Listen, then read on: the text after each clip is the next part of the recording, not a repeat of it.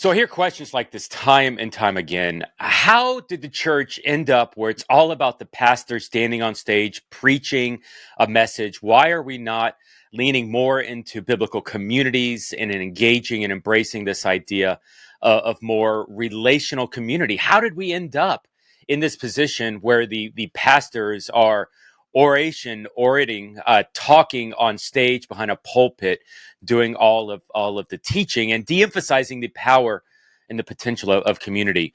Um, Man, it's a long historical battle. It gets back to the Nicene Creed of 300 something AD. If you want to go on Google and try to find out some of that, feel free to. I've had conversations with biblical historians recounting what that looks like. There's actually an interesting text on this, a book called Pagan Christianity. It's written by Frank Viola and George Barna, I think, was part of that as well, where it really talks about, forgive the title, but some of the pagan roots, the extra biblical roots, why the church ended up being the church that it is today, pivoting away from Acts 2, Acts 8, Acts 16, of what the church was called to be in the time right after Christ. And so it's fascinating. Some of the things that we in today's church consume are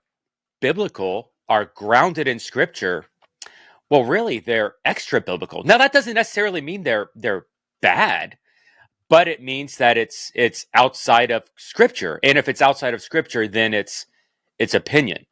The idea of a person, and this may be a controversial take, but the idea of a person standing on stage exuding their spiritual gift in front of thousands to the point of 40 to 45 minutes, that is, I hate to say this, that's not a biblical context.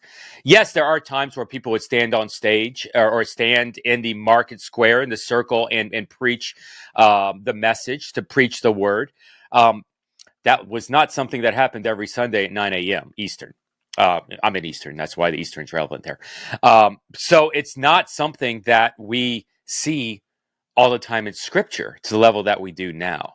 It's interesting. We actually, if you look at history, the insertion of the professional orator standing on stage preaching that message was actually installed by the Roman government, I believe, somewhere around 300 AD, as a way to control what was happening and to limit the potential of the growth of Christianity. By putting the orator in place that could control the massive growth, that installed them as the mouthpiece, as opposed to the organic growth that was happening because it was a movement in 300 AD, Rome was actually silencing the church. And that's not to say that today's pastors are silencing the church, but they're limiting the growth of what could happen if we would actually lean into the idea of, yes, as scripture tells us, stop drinking spiritual milk and feed yourself, dang it. That's a paraphrase. Get to the point where you can get on solid food spiritually and learn how to not only feed yourself, but feed others along the process.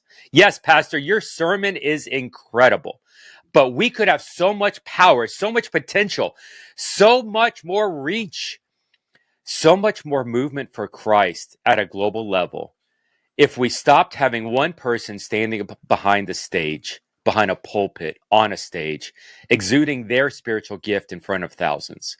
And instead, we got to the place where we, the church, we, the pastors, were empowering thousands to have and exude their spiritual gift in front of their 5s, 10s, and 20s, the people that were in their lives. Well, Pastor, you say, well, we do that, Jeff. Yeah, maybe. I know we say we do that. We say that, when you drive off this property Sunday morning, 10:30, you are now entering the mission field. And unfortunately, that message gets lost. And so maybe we need to intentionally do something different. And to be honest, maybe you need to introspectively look at what it looks like for that to happen in your church.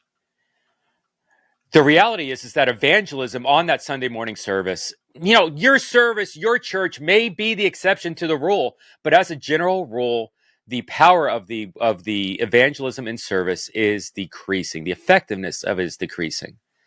But take a moment and reevaluate what you and your church is doing. And maybe it's time for a change.